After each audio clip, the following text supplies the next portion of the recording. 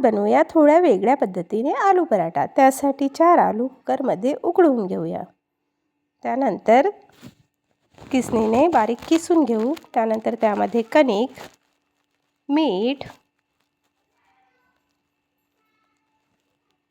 धनेपूड, कस्तुरी मेथी, तीळ आणि ओवा टाकून त्यामध्ये लसूण आणि हिरवी मिरचीची पेस्ट टाकून पाणी न टाकता भिजवून घेऊया।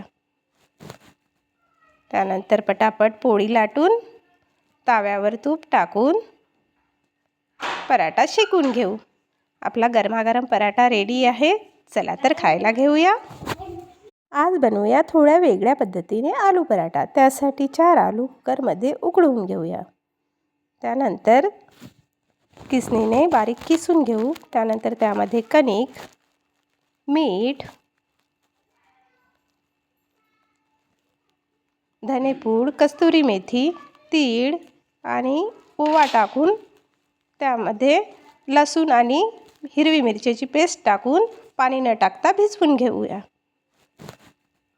त्यानंतर पटापट पोळी लाटून तव्यावर तूप टाकून पराठा शेकून घेऊ। आपला गरमागरम पराठा रेडी आहे। चला तर खायला घेऊया।